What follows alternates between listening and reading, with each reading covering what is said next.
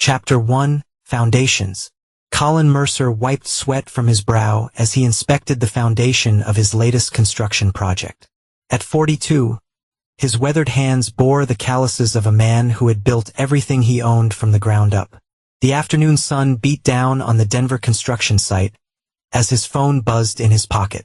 Mercer Construction, he answered, his voice carrying the natural authority that had earned him respect throughout Colorado's building industry. Colin, we need to finalize the anniversary plans. Natalie's voice came through a hint of impatience coloring her tone. 15 years deserves something special. Colin sighed, looking across the skyline at the buildings he'd helped create. I thought we settled this. Your family's cabin, just us and the kids. I was thinking maybe we could drop the kids at my sister's. Make it romantic. There was something in her voice that made Colin pause. After 15 years of marriage, he developed a sixth sense about Natalie. Something wasn't right. The kids are coming, he said firmly. So if he's been looking forward to this for weeks and Alex needs time away from those video games. A beat of silence. Fine. I'll pack for 4. After hanging up, Colin couldn't shake the feeling of unease. Natalie had changed over the past year. Subtle shifts in behavior that individually meant nothing but together formed a pattern he couldn't ignore. New clothes, late, book club, meetings, unexplained absences, and a growing emotional distance. That evening, Colin arrived home to their upscale Cherry Creek neighborhood house. A home he partially built himself. Through the window, he saw Natalie on the phone in the kitchen, her back turned. She was laughing. A genuine laugh he rarely heard anymore. When she spotted his truck in the driveway, she quickly ended the call. Who was that? He asked casually, setting his keys on the counter. Vanessa, going over some details for when we get back from the cabin. Natalie replied, tucking a strand of auburn hair behind her ear. At 39, she still turned heads with her fitness model physique and calculated style. Colin nodded, not pushing despite the lie. Vanessa was in Breckenridge this week. He knew because he'd spoken to her husband Brett about a potential renovation job just hours earlier. He found Sophie in her room meticulously organizing her small backpack for the trip. His daughter glanced up with serious brown eyes, so like his own. Sometimes Colin felt she saw everything. Daddy, can we go fishing at the cabin like last time? She asked. Absolutely, princess. Just you and me at dawn, like always. He ruffled her hair, noticing a drawing on her desk. It showed 4 stick figures standing together, but with a 5th figure drawn faintly in the background. When he asked about it, Sophie shrugged and quickly put it away. Alex's door was closed, the telltale sounds of his gaming headset filtering through. At 14, his son had begun pulling away, spending more time with Natalie, adopting her materialistic values. Colin knocked, but received only a grunt in response. That night, Colin lay awake beside Natalie, watching as she scrolled through her phone with a small smile playing on her lips. When she noticed his gaze, she quickly set the phone face down. What? She asked defensively. Nothing. Colin replied. Just thinking about the cabin. Been a while since we were all there together. She murmured non-comedally, turning away from him. The next morning, while loading the SUV for their 3-hour drive to the remote cabin near Grand Lake, Colin noticed Natalie making a brief call from the garage. Her voice hushed. When she returned, she seemed distracted, checking her phone repeatedly. Sophie watched everything with quiet intensity, sticking close to her father. During a moment alone while Natalie was doing a final house check, she whispered, Dad, I don't think Mom wants to go to the cabin. Why is that soft? She told someone on the phone it was a complication. Sophie's eyes, too perceptive for her age, held a question Colin wasn't ready to answer. The drive into the mountains was tense. Alex remained plugged into his devices in the back seat while Natalie kept checking her phone despite the spotty service. Colin drove silently, his knuckles white on the steering wheel, cataloging every detail, every suspicious glance at the passing mile markers. What bothered Colin most wasn't just the possibility of betrayal. It was the realization that his carefully constructed life might be built on a foundation as unstable as wet sand. Chapter 2, The Note. The winding mountain roads grew narrower as Colin's SUV climbed toward Grand Lake. Natalie had grown increasingly agitated as cell service became intermittent, checking her phone compulsively at every curve. Maybe we should have gone to Cancun instead, she said, breaking an hour-long silence. This place is so isolated. Colin's eyes flickered to the rear-view mirror. That's the point of a getaway, isn't it? To disconnect. In the back seat, Sophie met her father's gaze in the mirror. A silent communication passing between them. She had been unusually quiet. Her small notebook in her lap where she'd been scribbling instead of playing her usual card games. Alex removed 1 year but. How much longer? I'm starving. About 40 minutes, Colin replied. We'll stop at the general store first. Stock up before heading to the cabin. Natalie's phone chained with a text. A brief moment of service. Her reaction was subtle but unmistakable. A quick intake of breath. A flush creeping up her neck. Fingers moving rapidly to reply before the signal disappeared again. Work? Colin asked casually. Vanessa. Natalie lied smoothly, making sure we arrived safely. The family stopped at Willow Creek General Store, the last outpost before the remote cabin. While Natalie shopped for groceries with Alex, Colin checked their fishing gear outside the store. Sophie approached, glancing around to ensure they were alone. Dad? She whispered. I need to tell you something. Colin crouched to her level. What is it, princess? Sophie's eyes darted toward the store. Mom has another phone. I saw her hiding it in her toiletry bag. A cold weight settled in Colin's stomach. You sure about that? Sophie nodded solemnly. She doesn't know I saw. She uses it when she thinks no one's watching. Before Colin could probe further, Natalie and Alex emerged from the store with grocery bags. The conversation halted, but the seed had been planted. As they continued toward the cabin, Colin's mind raced with possibilities. None of them innocent. The Patterson family cabin sat nestled among tall pines, overlooking a serene lake, originally a modest structure built by Natalie's grandfather. Colin had spent 2 summers renovating it into a comfortable retreat with modern amenities while preserving its rustic charm. It represented countless hours of his labor, a gift of love to a family he now suspected was fracturing. After unloading the SUV, Colin announced, Alex helped me check the generator and water pump. Sophie, you and Mom can get the beds made. Natalie frowned. Actually, I should start dinner. Sophie can handle the beds. In the utility shed, Colin tried engaging with his son. How's school going? Still having trouble with algebra? Alex shrugged, barely looking up from his phone despite the lack of service. It's fine. You know there's more to life than that screen. Colin said, checking the generator oil. When I was your age. Yeah, I know. Alex interrupted. You were building houses and working 2 jobs. We've heard it. The disrespect stoned, but Colin recognized a deeper issue.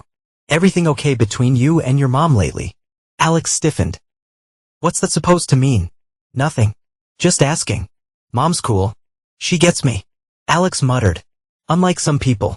Colin let the comments slide, focusing instead on the task at hand while processing what this might mean. Had Natalie been turning their son against him? What else didn't he know? Dinner was a strained affair. Natalie seemed preoccupied, her attention divided between picking at her food and glancing out the window toward the lake. Colin noticed her check her watch several times. Early appointment tomorrow, he asked pointedly. What? No. Natalie replied too quickly. Just thinking we should watch the sunset by the lake after dinner. Great idea. Colin agreed, watching her face fall slightly. Family tradition, right kids? Alex groaned, but Sophie's eyes lit up. Can we make a s'mores too? As they cleared the table, Sophie maneuvered close to her father, slipping a folded piece of paper into his hand. Their eyes met briefly before she turned to help Natalie with the dishes. Colin waited until he stepped outside onto the porch to unfold the note. In Sophie's careful handwriting were 6 words that confirmed his worst fears. Dad, turn around now. Mom's lying. Colin's military training kicked in, assess, plan, execute. He needed evidence before confrontation. He folded the note carefully into his pocket and rejoined his family, a calm mask concealing the storm within. Think I left the fishing gear in the car, he announced. Going to grab it before dark. Outside, Colin circled back to peer through the cabin window. Natalie was checking her watch again, her expression anxious. He watched as she told Sophie and Alex she needed to use the bathroom, then slipped upstairs with her toiletry bag. Colin made his decision. Sophie, he called through the screen door. Want to help me find the tackle box? His daughter was at his side in seconds. Once they were alone by the SUV, Colin knelt down. I need you to be honest with me. What else do you know? Sophie's eyes welled with tears. Mom's planning something bad. I heard her talking to someone about meeting at the cabin. She didn't know I was listening. When was this? Yesterday. She said the cabin was perfect because you'd never suspect. Sophie hesitated. Dad, there's more. I found text messages on her secret phone. She accidentally left it in the bathroom. It said they were going to tell you this weekend. Colin's heart hammered in his chest. Tell me what? That she's leaving? With him. The betrayal cut deep. But Colin maintained his composure for his daughter's sake. Sophie, I need a favor. A big one. Can you help me? She nodded without hesitation. I'm going to say we need to drive back to town for something I forgot. I need you to find that phone and bring it to me. Can you do that? It's in her blue toiletry bag, the small zipper pocket. Sophie whispered. I already checked. Colin stared at his daughter, impressed by her resourcefulness and saddened that she'd been burdened with this knowledge. How long have you known? 3 months. Sophie admitted. I tried to tell you. But you always said Mom was just busy with her new job. The realization that his 9-year-old had been carrying this secret alone filled Colin with both guilt and resolve. I'm sorry, Princess. But that ends today.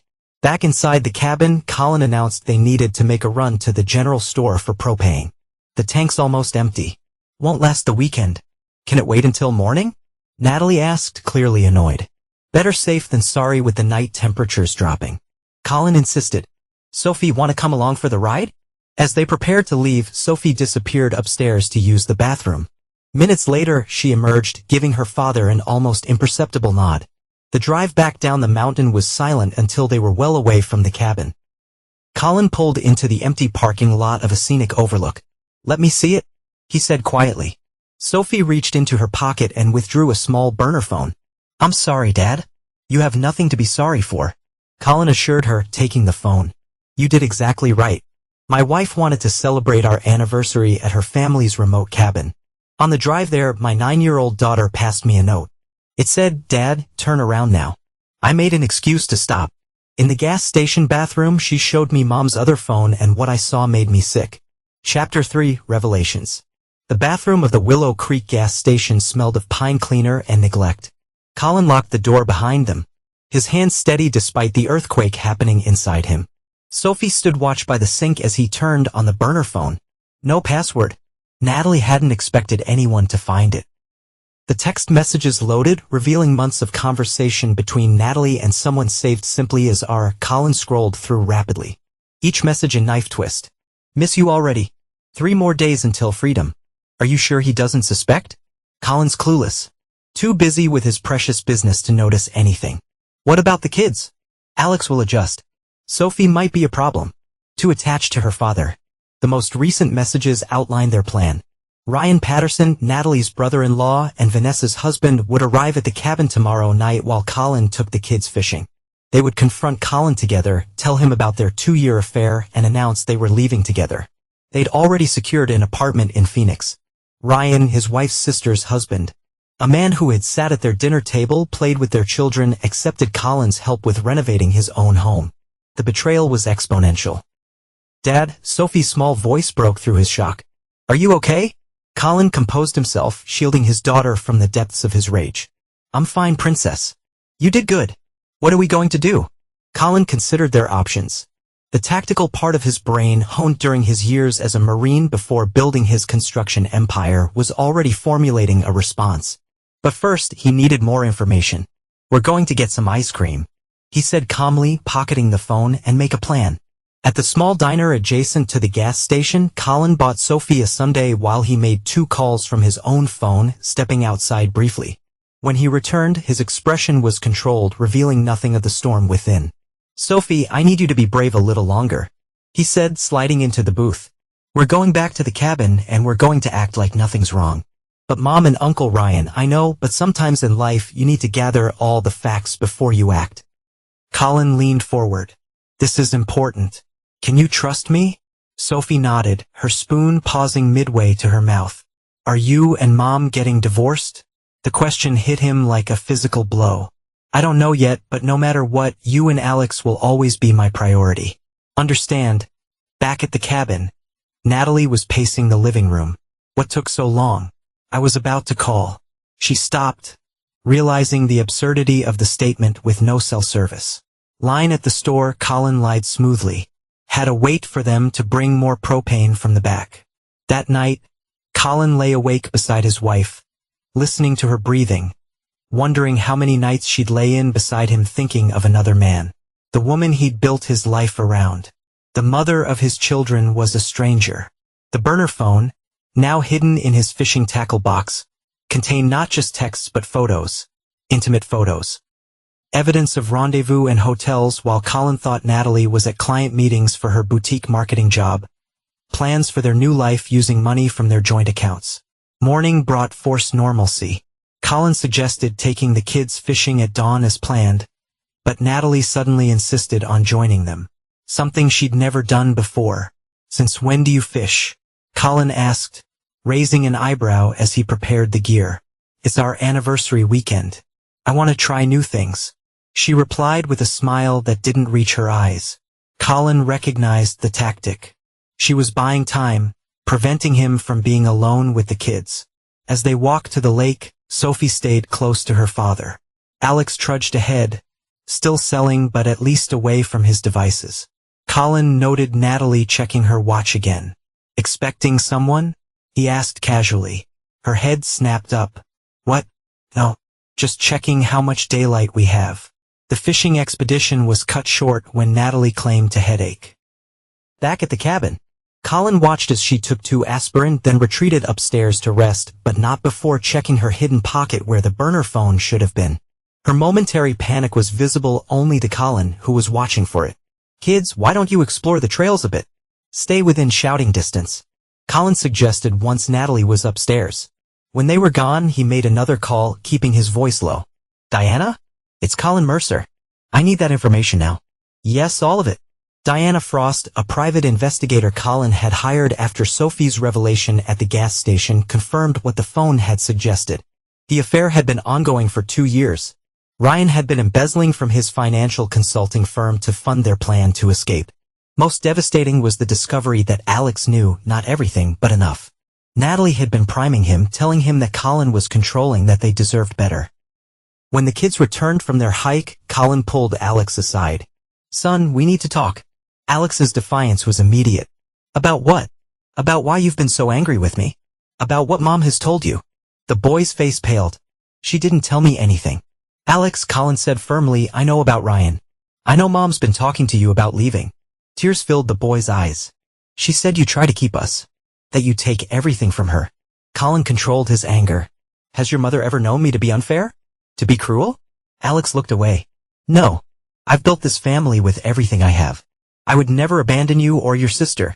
Colin placed his hands on his son's shoulders. "But I need the truth. All of it." Slowly, Alex revealed what he knew.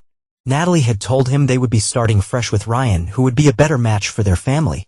She promised Alex a new school where he could reinvent himself, free from his reputation as the contractor's son. "Did she say when this was happening?" Colin asked. "After this trip," Alex admitted. "She said we should enjoy one last weekend as a family. For memories." The sheer calculation of it all hardened Colin's resolve. His wife and her lover had plotted not just to destroy his marriage, but to steal his children and bankrupt him in the process. As evening approached, Colin noticed Natalie growing increasingly anxious, checking out the window toward the long driveway. She changed into a new outfit, applied makeup, and opened wine, setting the stage. "Kids, time for a movie in the loft," Colin announced, giving them a significant look, big screen, popcorn, the works. Once they were upstairs, Colin poured himself a glass of whiskey and sat opposite his wife at the kitchen table. 15 years, he said quietly. 15 years, Natalie." She sat down her wine glass. "What's that supposed to mean?" "It means I know." Colin's voice was controlled, dangerous in its restraint. "I know about Ryan. I know about Phoenix. I know about the money you've been moving from our accounts." Natalie's face sagged through shock, denial, and finally cold calculation. "How long have you known?" "Long enough." The sound of tires on gravel interrupted them.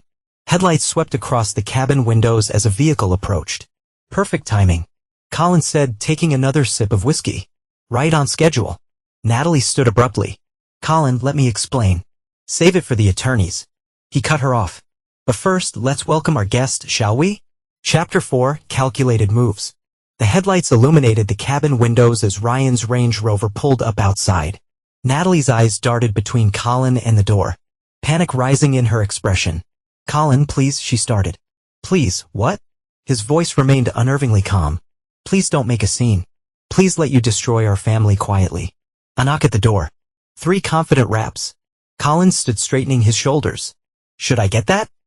Or would you prefer to welcome your lover yourself?" The color drained from Natalie's face. "The kids are upstairs watching a movie with headphones on.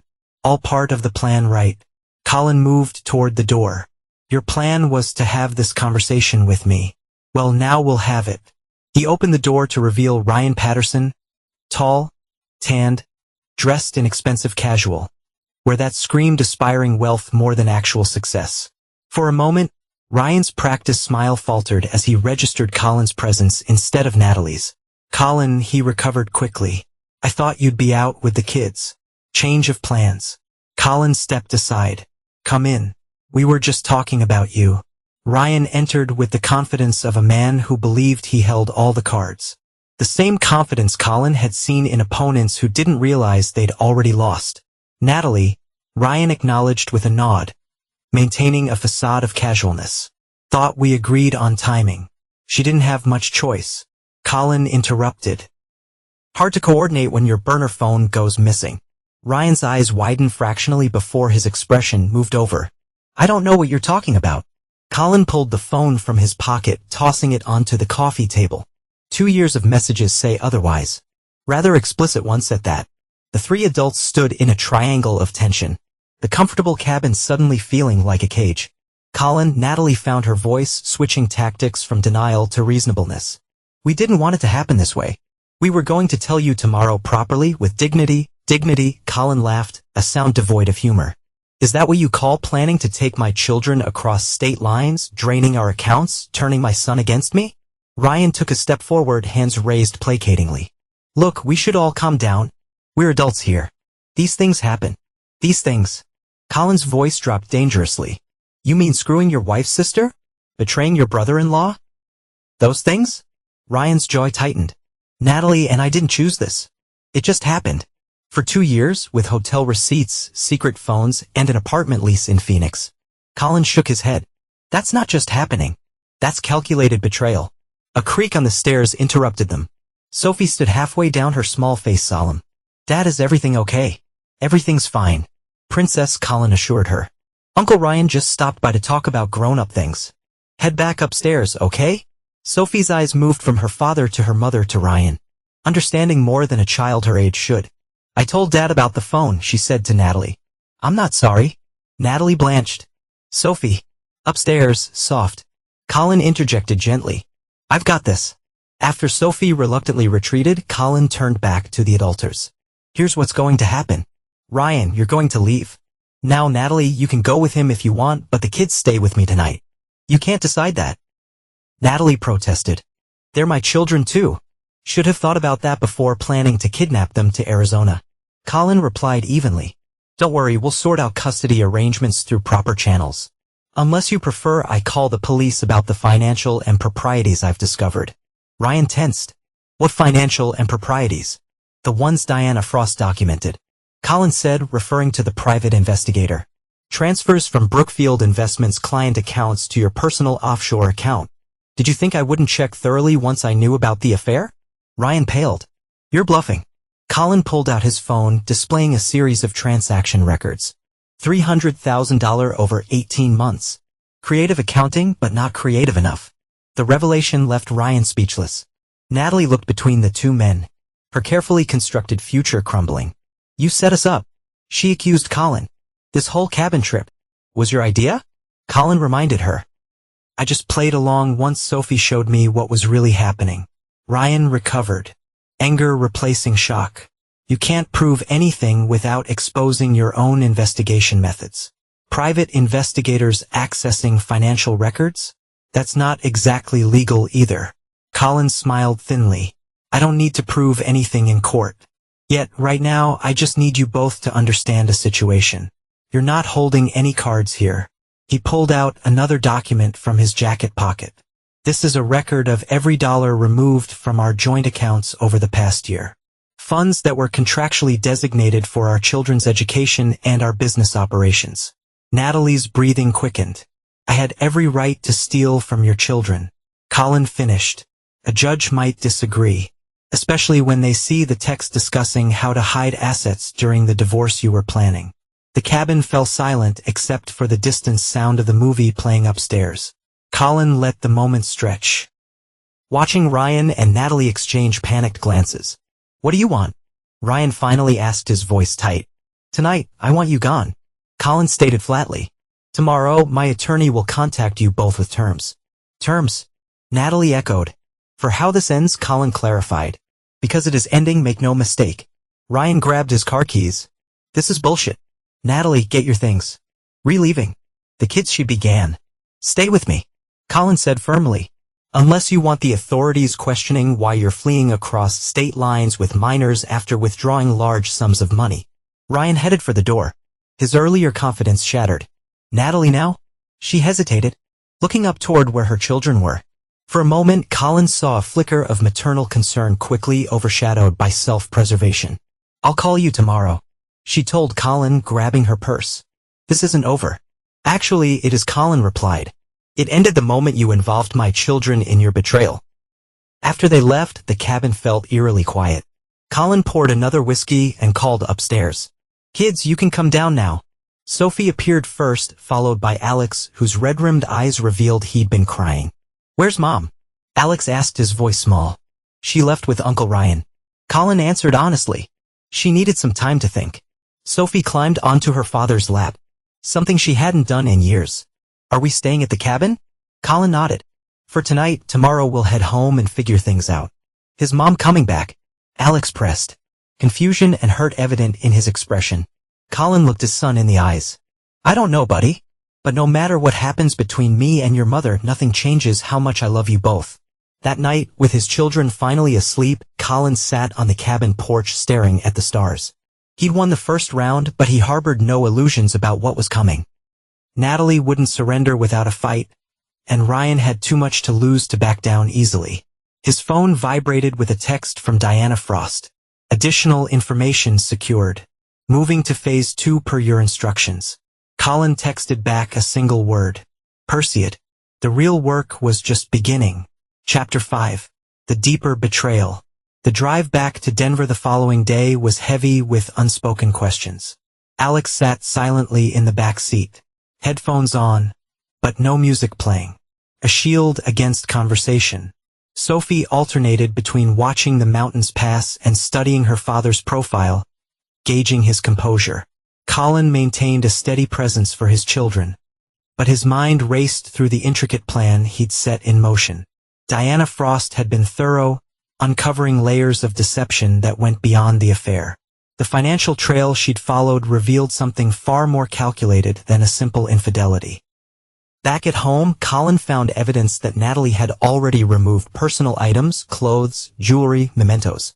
She'd been preparing for the split longer than he'd realized. What surprised him was finding the master bedroom closet still containing the custom suit he'd had made for their anniversary. The one she'd insisted he ordered. Next to it hung a bag containing the dress she'd asked him to buy her as a gift. Props for a performance that would never happen. Colin called his longtime friend Leo Daniels, arranging for the children to spend the afternoon with Leo's family while he attended to urgent business. Leo, a former Marine who'd served with Colin before they both entered civilian life, understood immediately the gravity of the situation. How bad? Leo asked when he arrived to pick up the kids. Worse than I thought, Colin replied quietly, making sure Alex and Sophie were out of earshot. I need a few hours to set things in motion. Leo clasped his shoulder firmly. Whatever you need, Angela will keep the kids distracted with that new pool. Once alone, Colin contacted his attorney, Benjamin Wells, who arrived within the hour carrying a thick folder of documents. Ben was not just Colin's lawyer but a strategic partner in several business ventures. A man who understood that legal battles were won before they ever reached a courtroom. Diana sent everything over this morning, Ben said, spreading papers across the dining room table. It's a mess, Colin, but it gives us leverage. The documents revealed that Ryan had been systematically embezzling from his investment clients for nearly 3 years, longer than the affair had been ongoing. More disturbing was evidence that Natalie had been actively helping him launder money through shell companies registered under variations of a maiden name. The money they took from your joint accounts was just the surface, Ben explained, showing Colin transaction records. They were using your business reputation as cover for something bigger. Colin examined the paperwork, his expression hardening. They were planning to frame me if things went south. Ben nodded grimly. These duplicate contracts with your company letterhead but subtle differences in the terms. Classic setup for fraud allegations. If their plan had worked, you'd be fighting criminal charges while they disappeared with the assets and the kids. The discovery that his wife had not only betrayed their marriage but had actively participated in setting him up for financial ruin and potential imprisonment ignited something cold and methodical in Colin's mind. Options, he asked simply. Ben outlined several approaches from immediate legal action to more strategic countermoves. The problem is, going public means exposing everything, including their allegations against you, fabricated as they are. The investigation alone could damage your business reputation and the kids would be caught in the crossfire, Colin added. Thinking of how Alex was already struggling, they were interrupted by the doorbell. When Colin answered, he found Vanessa Patterson on his doorstep, her expression a mixture of fury and anguish. "Where is he?" she demanded, pushing past Colin into the foyer. "Where's my husband?" Colin led her to the living room. Offering her a seat, she refused to take. "I assume you figured it out." "Figured out that my sister and my husband have been." Vanessa couldn't finish the sentence. "Ryan didn't come home last night. Natalie's not answering my calls. Then I found records of an apartment lease in Phoenix with both their names." "When did you discover this?" Colin asked, studying her closely. "This morning," Vanessa replied, her voice breaking. "I came straight here. I thought maybe it was a mistake, that there was some explanation." "There isn't," Colin interrupted gently. "It's been going on for 2 years, Vanessa. I only confirmed it myself yesterday." Vanessa collapsed onto the sofa, her composure crumbling. 2 years? How could I not have seen it? "We see what we expect to see," Colin said, pouring her a glass of water. "The question is, what do you plan to do now?" Her eyes met his, sudden understanding dawning. "You're not just letting them get away with this." "No," Colin confirmed. "I'm not." The conversation with Vanessa revealed additional pieces of the puzzle. She'd noticed financial discrepancies in their accounts months ago, but Ryan had dismissed her concerns with plausible explanations. She'd also found hotel receipts that Ryan claimed were business trips. The same hotels documented in the text between him and Natalie. "I feel like such a fool," Vanessa whispered. "All those times they were together while we were watching the kids or working." Colin recognized the same pain he felt, the humiliation of having been deceived by the people closest to them. What they did reflects on them, not us. After Vanessa left, promising to consider Colin's proposal for a united front, he made another call. This time to Fletcher Boyd, his most trusted project manager. "Fletcher, I need you to take over operations for a few weeks," Colin instructed. "Family emergency." "Everything okay, boss?" Fletcher asked, concern evident in his voice. "It will be," Colin replied. "But I need to focus on my kids right now." With the business temporarily handled, Colin retrieved the children from Leo's house. Sophie ran to him immediately, wrapping her arms around his waist. Alex hung back, uncertainty written across his features. "Has Mom called?" he asked hopefully. "Not yet, buddy," Colin answered honestly. "But we need to talk about what happens next." That evening, Colin sat both children down and explained as gently as possible that their mother had made choices that meant their family would look different moving forward. He was careful not to demonize Natalie despite his own feelings, knowing the children needed to process the situation without additional burdens. "Are we per now?" Sophie asked suddenly. The question caught Colin off guard. "No, princess. Why would you think that?" "I heard Mom telling Uncle Ryan that you'd have nothing left," Sophie explained, her perceptiveness once again revealing how much she'd observed. "She said you'd lose everything." The innocent revelation of such callous planning strengthened Colin's resolve. His children have been witnessing more than anyone realized, carrying knowledge no child should bear. "We're going to be fine," Colin assured them both. "I promise you that." Later that night, after the children were asleep, Colin received a text from an unknown number. "We need to talk. Meet tomorrow. Neutral location." It was from Natalie. Colin didn't respond immediately, instead reviewing the comprehensive strategy he and Ben had developed. The next move was critical, not just for his retribution but for protecting his children from the fallout. He finally replied with a time and location. A coffee shop in a busy shopping center where their conversation would need to remain civil. Then he called Diana Frost again. "I need surveillance on a meeting," he instructed.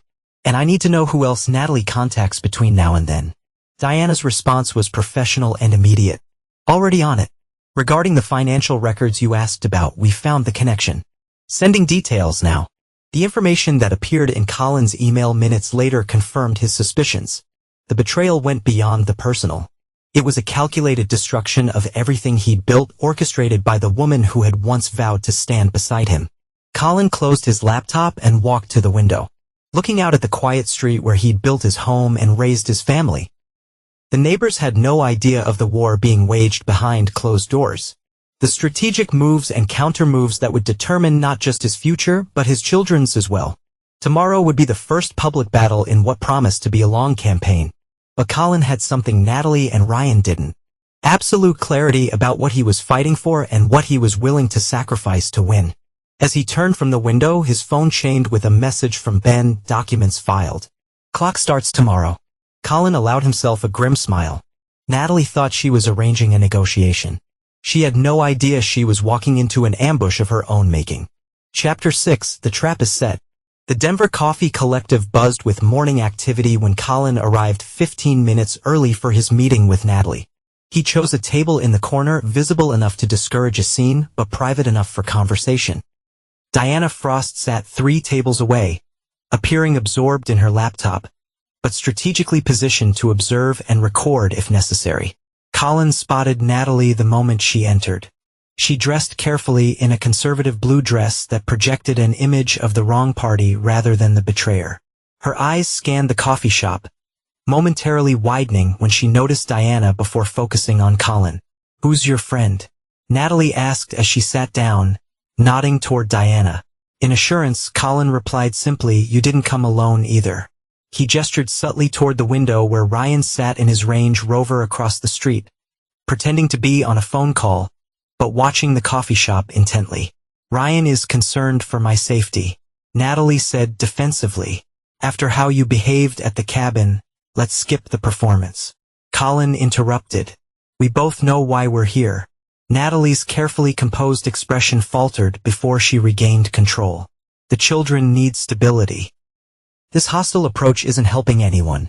Interesting coming from the woman who planned to disappear with them to Arizona. Colin noted. "But you're right about one thing. They do need stability. That's non-negotiable." Natalie leaned forward. "On their mother, Colin. Courts favor mothers." Usually, Colin acknowledged. But courts also take a dim view of parents involved in financial fraud who attempt to fleece state lines with children during divorce proceedings. The color drained from Natalie's face. "You're bluffing." Colin slid a manila envelope across the table. "These were filed with the court this morning. Emergency custody petition based on flight risk and criminal investigation." Natalie opened the envelope with trembling fingers, scanning the documents inside. Her expression shifted from confidence to shock to calculation as she processed the legal maneuver. "This won't stand," she said finally. "We have explanations for everything. Character witnesses." "You're just trying to intimidate me." "Am I?" Colin asked mildly. "Page for my interest you." The judge granted the temporary order. "I have sole physical custody until the hearing next week. You can have supervised visitation until then." Natalie's composure cracked. "You can't do this. The children need me. They needed you when you were planning to uproot them from their school, friends, and family for your affair." Colin countered. "They needed you when you were willing to destroy their father to cover your tracks. It wasn't like that."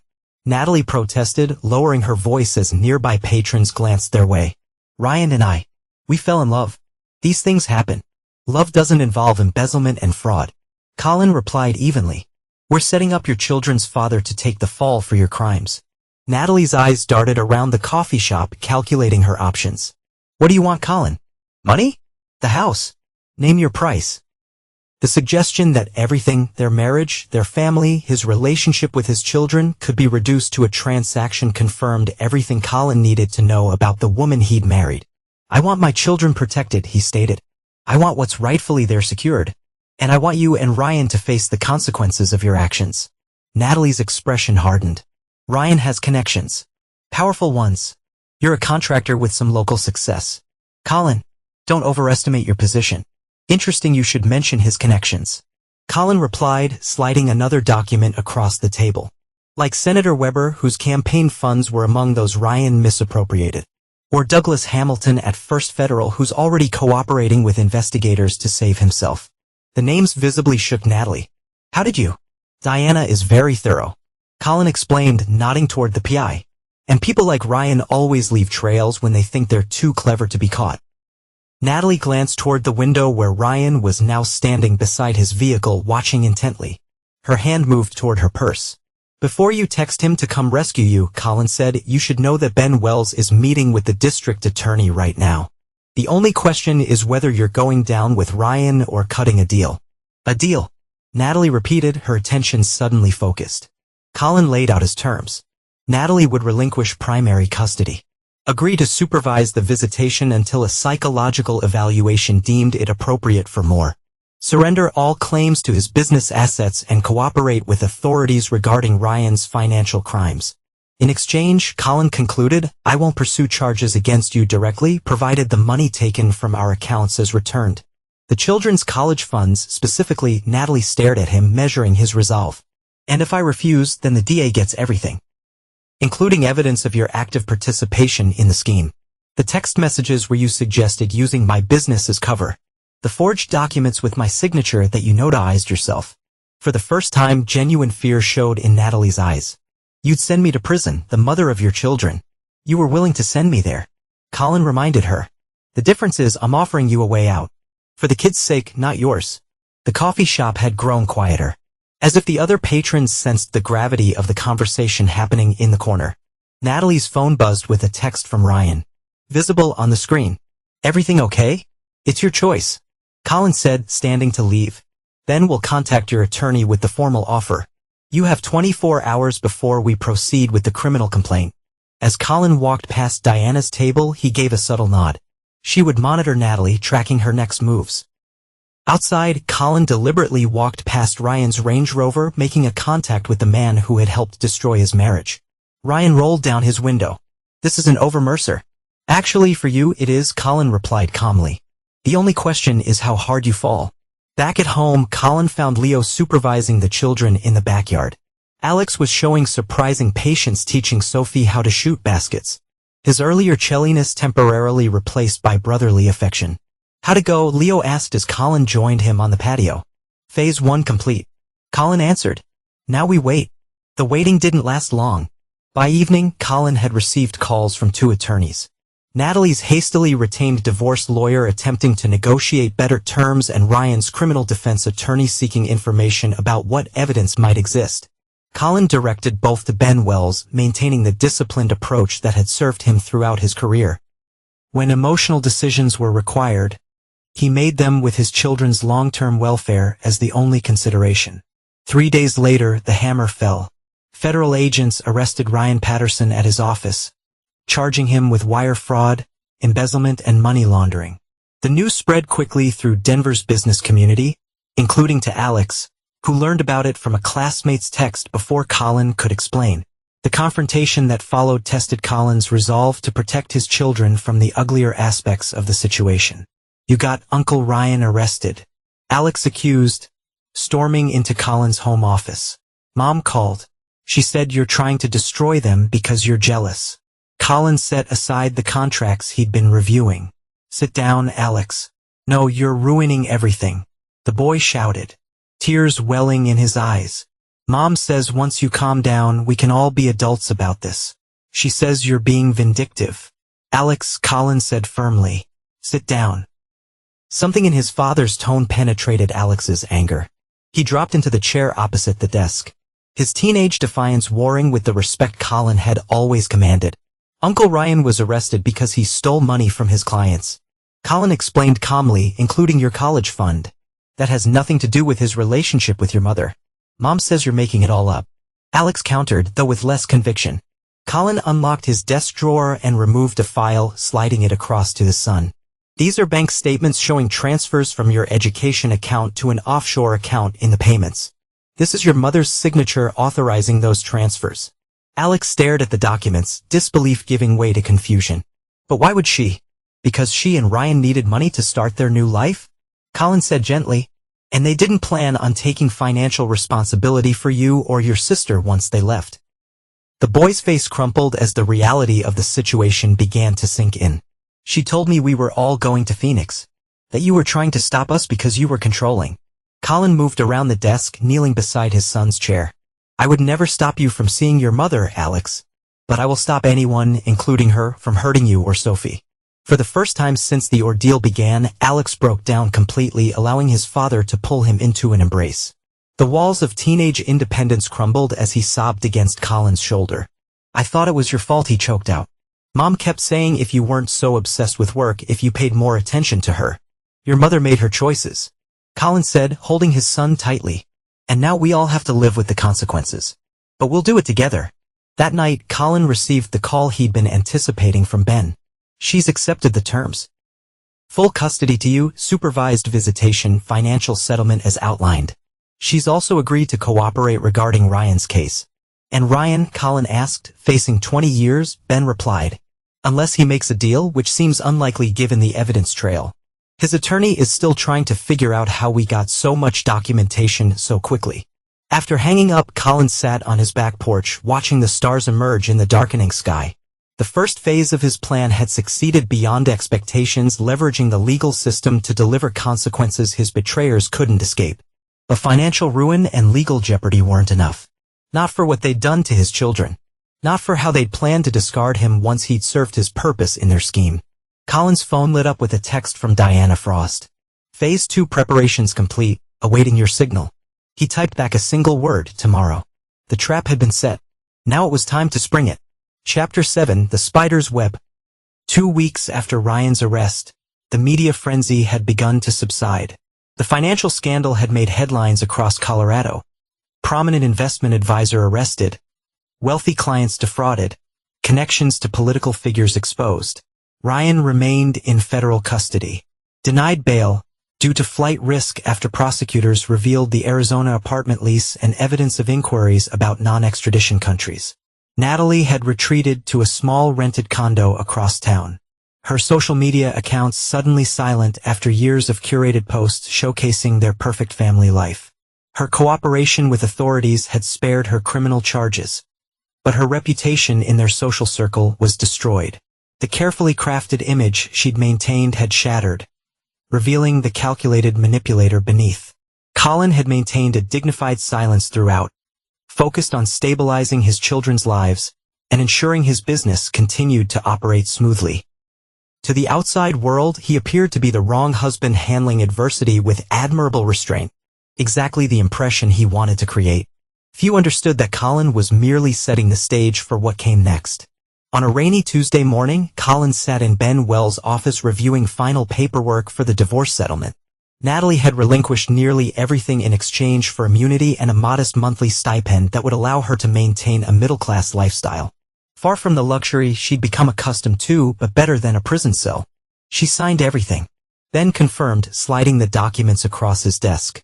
Full custody is yours with supervised visitation twice monthly until the family court evaluator approves a change. All financial terms as we outlined. Colin nodded, signing where indicated. Any word from her attorney about the visitation schedule? That's the interesting part. Ben replied, leaning back in his chair. She's requested a delay of the first visit. Claims she needs time to process everything before seeing the children. Process her failure. You mean? Colin said coolly. Delay granted. The kids need stability right now. Not her dramatic. After concluding the meeting, Colin drove to a nondescript office building on the outskirts of Denver where Diana Frost operated her investigation firm. Unlike her online profile suggested, her actual operation occupied the entire top floor. A sophisticated command center staffed by former intelligence and law enforcement professionals. The final surveillance reports, Diana said without preamble as Colin entered her private office. She slid a tablet across her desk displaying photos of Natalie meeting with various individuals over the past 2 weeks. She's reached out to 7 of Ryan's former associates, all of whom declined further contact after initial meetings. She's looking for leverage.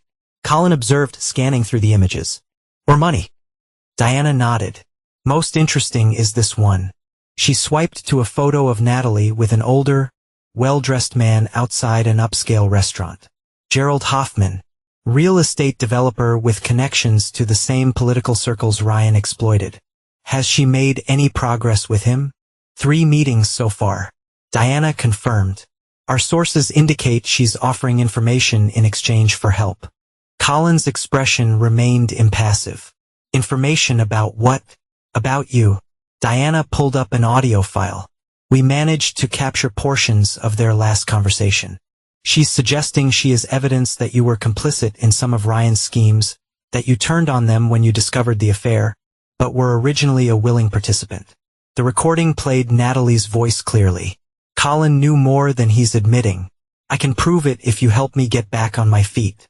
Colin listened without visible reaction, though internally his anger crystallized into something harder and colder. Even now, after everything, Natalie was attempting to destroy him to save herself.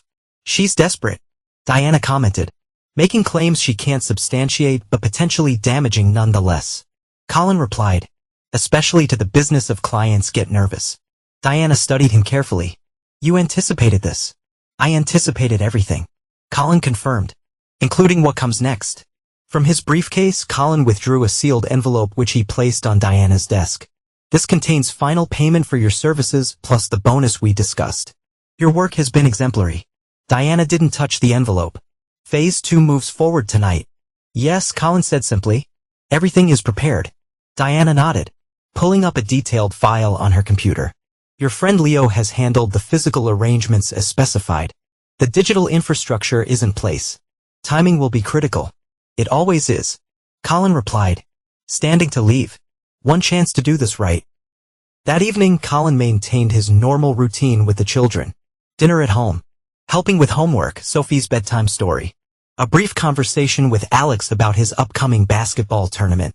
The domesticity provided both cover and motivation for what would follow once the house was quiet. At precisely 11:30 p.m., after verifying both children were asleep, Colin went to his home office and initiated a secure connection on a laptop that wasn't connected to his home network. The screen displayed a simple interface with a countdown timer and the message, Operation active, awaiting confirmation. Colin typed a 6-digit authorization code and pressed enter. The screen changed to display multiple video feeds: Natalie's condo exterior, the building lobby, and the hallway outside her unit. A separate window showed a GPS tracker indicating Gerald Hoffman was at his home across town. Colin sent a text to an unlisted number. Proceed. Minutes later, a maintenance van appeared on the condo surveillance feed. 2 men in uniform exited carrying toolboxes into the building. Through the lobby camera, Colin watched as they spoke briefly with the night security guard, who nodded and buzzed them through after examining their credentials. These weren't ordinary maintenance workers. They were former military operatives now working in private security, associates of Leo's who specialized in discreet operations. Their objective tonight wasn't theft or violence, but something far more valuable: information. For 45 minutes, Colin monitored their progress through the surveillance system as they executed a flawless entry into Natalie's condo while she was out meeting friends. A gathering Diana had confirmed would last until at least 1 a.m. The men systematically photographed documents, cloned electronic devices, and installed nearly undetectable monitoring equipment before departing as efficiently as they had arrived. At 12:32 a.m., Colin's phone chimed with a message: package secured. By morning, Colin had access to everything. Natalie's new email accounts, text messages, financial records, and most importantly, the fabricated evidence she was planning to use against him. The documents were clearly altered versions of legitimate business contracts with Colin's company, modified to implicate him in Ryan's schemes. What Natalie didn't realize was that the original, unaltered documents were stored in blockchain-verified digital vaults that established their authenticity in timestamp. Her clumsy forgeries would only serve to incriminate her further if she attempted to use them. But Colin had no intention of waiting for that to happen. The information gathered provided the final pieces he needed to complete his strategy, including details of Natalie's upcoming meeting with Gerald Hoffman, where she planned to present her false evidence in exchange for financial backing to restart her life. At 7:30 a.m., Colin called Leo. It's time for the final phase. Are your people ready? On standby, Leo confirmed. Diana sent over the intel package this morning. Clean operation, just like we planned. Good, Colin replied. Execution begins tomorrow at 4 p.m. I'll handle Hoffman personally. Leo paused before asking, "Are you sure about this, Colin?" Once we crossed this line, they crossed it first. Colin interrupted, his voice cold with finality. When they tried to steal my children's future, when they plotted to frame me for their crimes. When they betrayed everything I built. Understood, Leo acknowledged. We'll be ready. That afternoon, Colin attended Alex's basketball game, cheered at Sophie's dance recital, and hosted a small birthday celebration for her with a few friends from school. To anyone observing, he was simply a devoted father rebuilding his family's life after betrayal, not a man orchestrating an elaborate trap about to snap shut on those who had wronged him. As he tucked Sophie into bed that night, she asked the question that had been lingering unspoken between them. "Dad, is Mom ever coming back home?" Colin smoothed her hair gently. "No, princess. Mom has made different choices for her life now." Sophie considered this with a solemnity beyond her years. "Is it because she loves Uncle Ryan more than us?" The question cut through Colin's carefully maintained control, exposing the raw wound beneath. "Your mom loves you, Sophie. She just made mistakes that can't be undone. Like when I broke your special picture frame and tried to hide it." Colin smiled sadly. "Bigger mistakes than that. Adult mistakes." Sophie nodded as if this explanation satisfied her. "I'm glad you're not going anywhere, Daddy." "Never," Colin promised, kissing her forehead. "Not ever."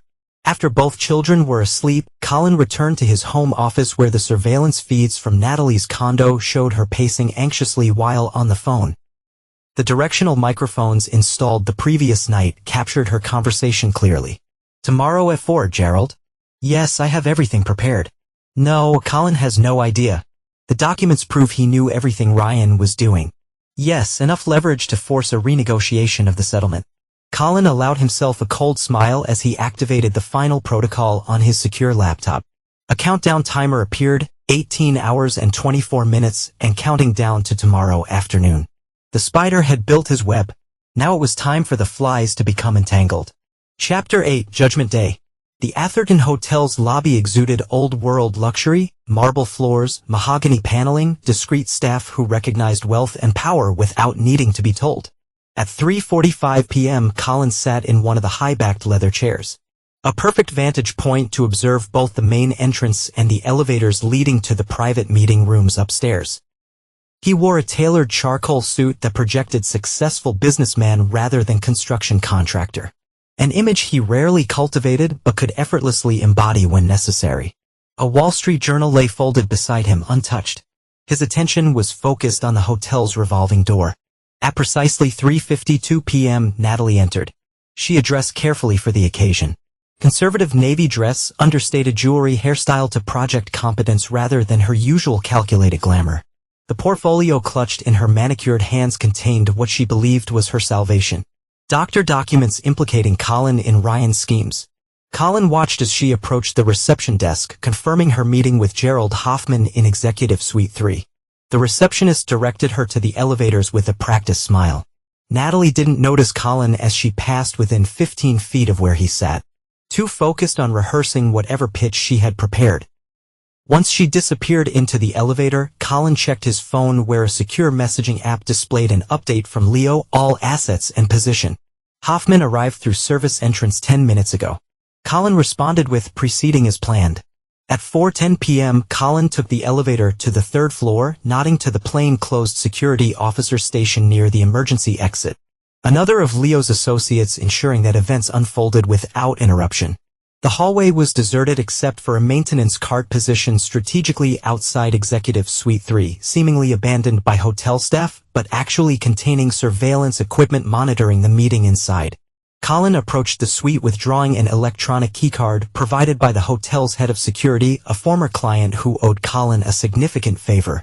He paused, listening to the voices inside through an earpiece connected to the surveillance system.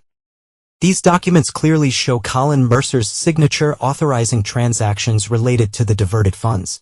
Natalie was saying, her voice confident. He was fully aware of Ryan's activities but turned on him when he discovered our relationship. Gerald Hoffman's response was measured, skeptical. These are serious allegations, Mrs. Mercer. If authentic, they contradict the narrative that's been established in the media and with prosecutors. That's why they're valuable, Natalie pressed. Colin has cultivated this image of the wronged husband, the dedicated father victimized by his wife and brother-in-law. These prove otherwise. And what exactly do you want from me in exchange for this information? Hoffman asked. Financial backing to restart my life. Natalie replied without hesitation. In your connections to force a renegotiation of my divorce settlement, the trap was set. Colin swiped the keycard, entering the suite without knocking. Natalie's face registered shock, then fear, as Colin walked calmly into the room. Hoffman, a silver-haired man in his 60s with the weathered features of someone comfortable with power, showed only mild surprise. I believe I'm right on time, Colin said pleasantly, as if he'd been invited. Colin, Natalie gasped, instinctively gathering the documents spread across the table. How did you? Mr. Hoffman and I have mutual interests. Colin interrupted, extending his hand to the older man. Thank you for arranging this meeting. Hoffman stood, shaking Colin's hand firmly. Mr. Mercer, your reputation precedes you. Natalie looked between the two men, comprehension dawning slowly. You know each other. Not personally until today, Colin clarified, taking a seat at the table. But Mr. Hoffman contacted my attorney yesterday after you approached him with your proposition. The color drained from Natalie's face. Gerald, whatever he's told you, please. Hoffman raised a hand, silencing her. I've known Thomas Patterson, Ryan's father, for 30 years. When his daughter-in-law approached me claiming to have evidence contradicting everything the authorities have established, I did my due diligence. This is a setup, Natalie accused, standing abruptly. I'm leaving. I wouldn't, Colin advised calmly. Not unless you want to explain those forged documents to the FBI agents currently waiting in the lobby. As if on cue, Colin's phone displayed a text from Diana, federal agents on standby. Evidence package delivered. Natalie sank back into her chair. The reality of her situation becoming clear. You planned this. I planned for everything. Colin corrected. Including your attempts to frame me after your own immunity deal was secured. Hoffman leaned forward. Mrs. Mercer, I agreed to this meeting not to help you, but to understand the full extent of the situation affecting a family I've known for decades. What I've witnessed today confirms everything Mr. Mercer told me, which is, Natalie challenged, that you're willing to destroy anyone, including the father of your children, to save yourself, Hoffman stated flatly. The documents you presented are obvious forgeries. Coming here today wasn't just foolish. It constitutes attempted fraud and violates your immunity agreement. Colin placed his own folder on the table. These are the original, blockchain-verified contracts with immutable timestamps. Alongside them are records of your activity since Ryan's arrest, including your meetings with his former associates, and your explicit statements about fabricating evidence against me. Natalie's facade finally crumbled completely. What do you want from me, Colin? Haven't you taken enough? I've taken nothing that wasn't rightfully mine or our children's, Colin replied, his voice devoid of emotion. But you're right. This meeting isn't about taking more. It's about ensuring you understand your position going forward. He slid a document across the table, a modified custody agreement with terms even more restrictive than the original. You'll sign this now, relinquishing all visitation rights until a court-appointed psychiatrist certifies you're no longer a detrimental influence on our children.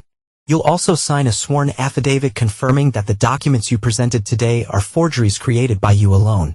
And if I refuse, Natalie asked, though her voice lacked conviction, then Mr. Hoffman will testify about this meeting.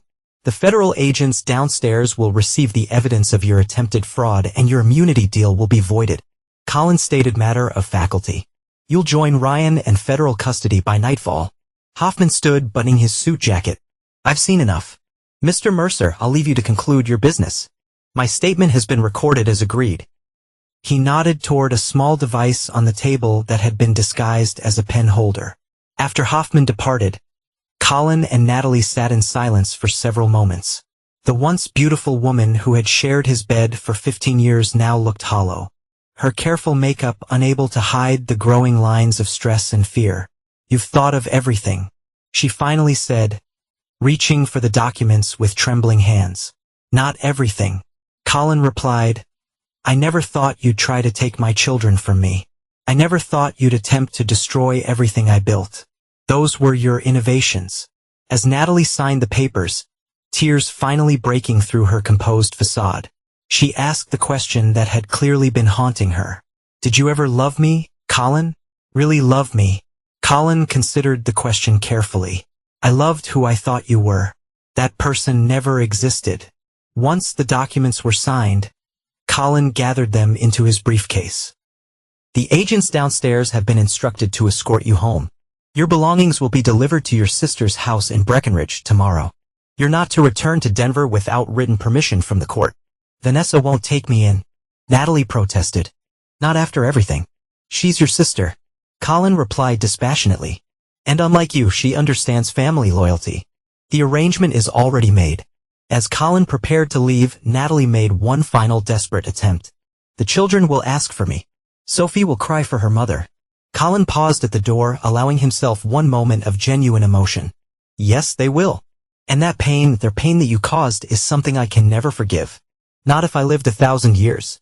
The hotel corridor was empty as Colin walked toward the elevator, his footsteps echoing on the marble floor.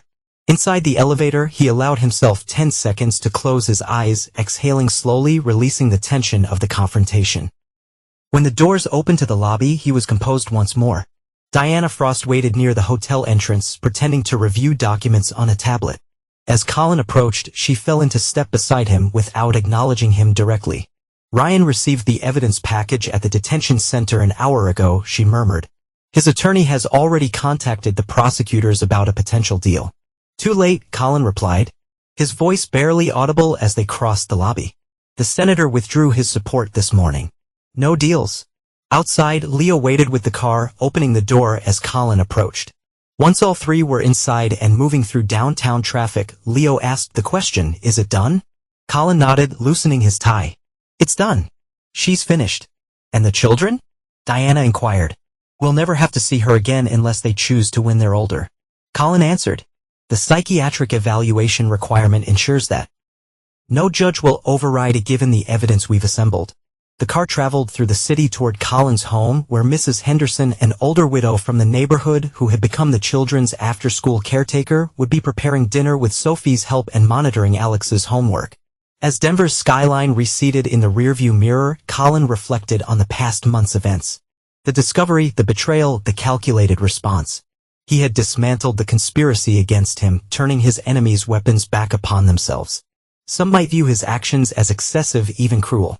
But those people hadn't seen Sophie's tears when she realized her mother had been willing to abandon her. They hadn't witnessed Alex's confusion and pain upon discovering the lies he'd been told.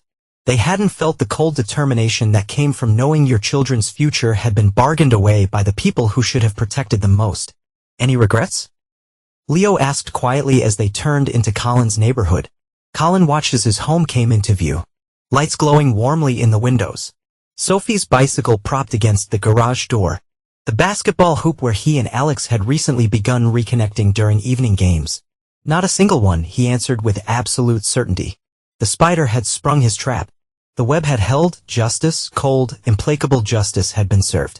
Chapter 9 Aftermath 6 months later, the Denver morning dawned crisp and clear, sunlight glinting off fresh snow that had fallen overnight.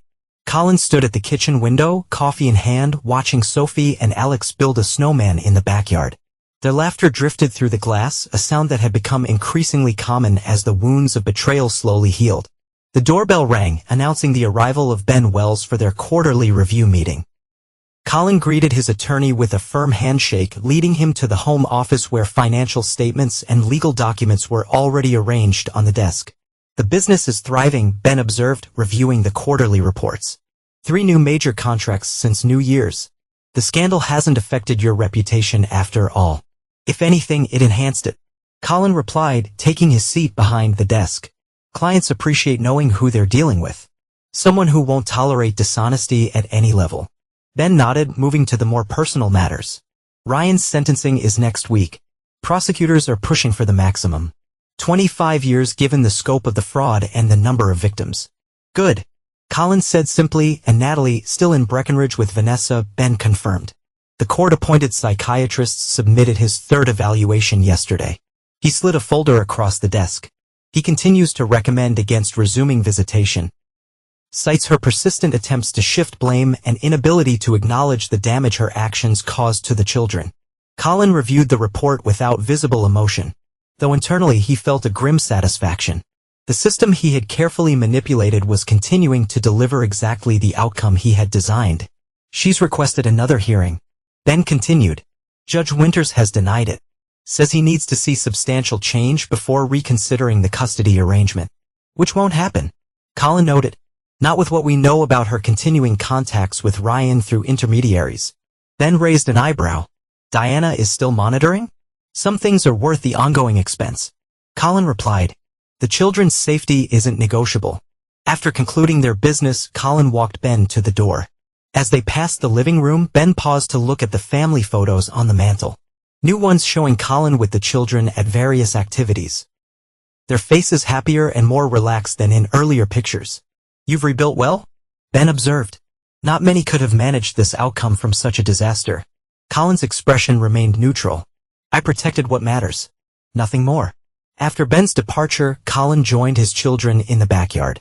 Sophie immediately dragged him into their snowman construction project, directing him to find suitable sticks for arms while Alex worked on packing snow for the head. Dad, can we invite Uncle Leo and his family for dinner tonight? Alex asked, his relationship with Colin having strengthened considerably over the months. The boy who had once been selling and distant now saw his father's approval and company regularly. Sure, Colin agreed, helping position the snowman's head. I'll call him after we finish this masterpiece. Sophie worked with serious concentration, her creativity flourishing in the months since the separation. The therapist Colin had engaged for both children had noted her resilience along with her tendency to process emotions through art and imaginative play. Dad, does Mom ever ask about us? She asked suddenly, catching Colin off guard with the directness of the question. Colin crouched to her level, choosing his words carefully. She does. She asks the judge and the doctors when she can see you again, but she doesn't call. Sophie observed, or send letters. The court has rules about that right now. Colin explained, maintaining the careful narrative he established. Remember Dr. Martinez talked about this? Mom needs to get better first. Sophie considered this, then nodded solemnly. Like when you're sick and have to take all your medicine before you can go back to school. Something like that. Colin agreed, relieved at her acceptance of the explanation. Alex, now 14 and a half, wasn't as easily satisfied. Later that evening, after dinner with Leo's family, he approached Colin in the study where Colin was reviewing plans for a new project. I found articles online, Alex said without preamble, about Mom and Ryan, about what they did. Colin set aside the blueprints, giving his son his full attention. I see. What questions do you have? They stole money, Alex stated, from lots of people, and they were going to blame you for it. Yes, Colin confirmed, seeing no reason to shield his son from facts he'd already discovered. They were. Alex struggled visibly with his next question. Would Mom really have let you go to prison? While she and Ryan took us to Arizona. Colin considered softening the truth, but decided against it. Alex deserved honesty. The evidence suggests that was their plan, yes. The boy sat heavily in the leather chair opposite Colin's desk, processing this confirmation of his mother's betrayal. How can someone change like that? She was our mom. She used to make pancakes on Sundays and help with school projects. People are complicated. Alex. Colin replied carefully. Sometimes they hide parts of themselves for years. Sometimes they change when tempted by things they think they want more than what they have. Did you hate her? Alex asked. When you found out, Colin paused, considering the depth of emotion he'd experienced in those first days after the discovery. I was angry, disappointed, hurt, but mostly I was focused on protecting you and Sophie. By making sure she couldn't see us anymore, by making sure she couldn't hurt you anymore. Colin corrected gently. There's a difference. Alex nodded slowly. I used to be mad at you for breaking up our family. For making Mom leave. I know. Colin acknowledged. That was a normal reaction, but it wasn't your fault. Alex continued, meeting his father's eyes directly. You didn't break anything. They did. The simple statement, delivered with teenage directness, struck Colin more powerfully than he expected. For months, he had executed his carefully calibrated revenge without allowing himself to fully process the emotional aftermath. Hearing his son's absolution broke something loose inside him. Not forgiveness for those who had betrayed him, but perhaps the beginning of freedom from the cold rage that had driven him. Thank you for saying that, Colin said quietly. Later that night, after both children were asleep, Colin sat on the back porch despite the cold, staring at the stars visible through breaks in the clouds. His phone buzzed with a text from Diana Frost. Final surveillance contract expires tomorrow. Renew. Colin considered the question. For 6 months, he had maintained comprehensive monitoring of Natalie's activities, partly as insurance against further schemes, partly as the final expression of his need for control in a situation that had once threatened to destroy everything. After several minutes of reflection, he typed his response. No renewal needed. Final report sufficient. The decision wasn't forgiveness. Colin Mercer did not forgive betrayal, but it was acknowledgement that the victory was complete. Natalie and Ryan would never recover from the destruction he had engineered. Their punishment would continue without his active participation. The next morning brought news that Ryan Patterson had attempted suicide in his cell after receiving word that his final appeal for leniency had been rejected. He had survived but would face his sentencing confined to the prison medical ward. Colin received the information from Leo with the same impassive expression he had maintained throughout the ordeal. "Keep me updated" was his only response. At the construction site of his newest project later that day, a community center he had partly funded himself, Colin surveyed the progress with satisfaction. The foundation was solid, the framework rising true and strong against the Colorado sky. Fletcher Boyd approached, hard hat in hand. "Structure's looking good, boss. We're ahead of schedule despite the weather." "Excellent," Colin nodded. "The children's wing is our priority. I want the roof sealed before the next storm system." As they walked the site, discussing technical details and material deliveries, Colin found himself genuinely engaged in the work for the first time in months.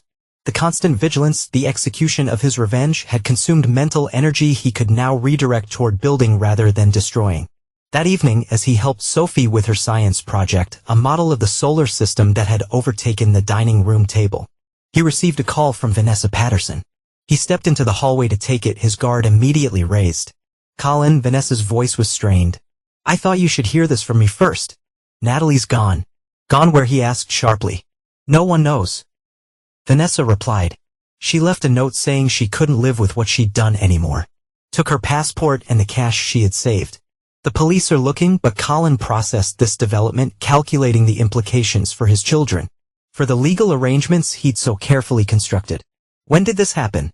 "Last night," Vanessa said, after she heard about Ryan's suicide attempt. "I've already notified the court through her attorney."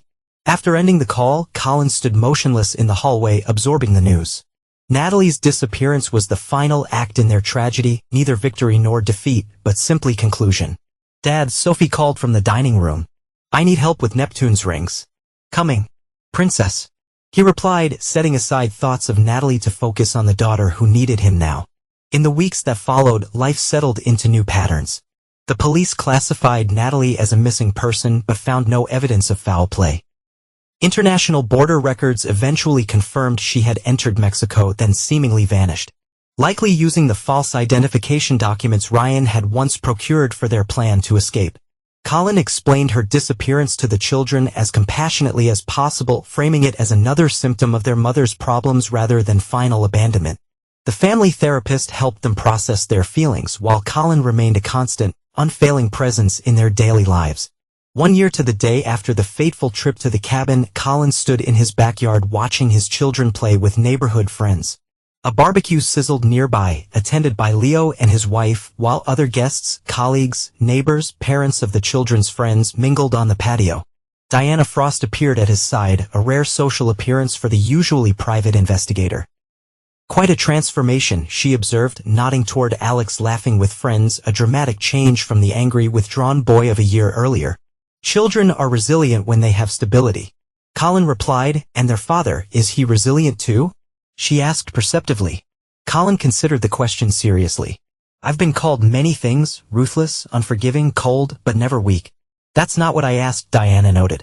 Colin watched as Sophie ran to show him her latest artwork, a family portrait showing just the three of them standing together under a bright sun. "I'm exactly who I need to be," he told Diana, accepting Sophie's drawing with genuine appreciation. "Someone who protects what matters, whatever it takes." The evening wound down as the sun set over Denver, casting long shadows across the yard where a new life had been carefully constructed from the ruins of betrayal. Guests departed with warm goodbyes. The children helped clean up without complaint, and the household settled into its comfortable routine. Later, alone in his study, Colin unlocked a drawer that contained the final surveillance report on Natalie, the last trace of the woman who had nearly destroyed everything he valued. After a moment's hesitation, he fed the pages into the shredder, watching as they disintegrated into unrecoverable fragments. The action wasn't forgiveness. Colin Mercer did not forgive betrayal, but it was acknowledgement that justice, cold, complete, and devastating, had been served. The past was finally where it belonged, behind them, while he faced forward with his children beside him. In the quiet of the evening, Colin Mercer closed the drawer on the remnants of what it had been and turned toward what would be. A future built with the same precision with which he had dismantled those who had dared to threaten what was his. Someone called it merciless. He simply called it justice. Cold justice.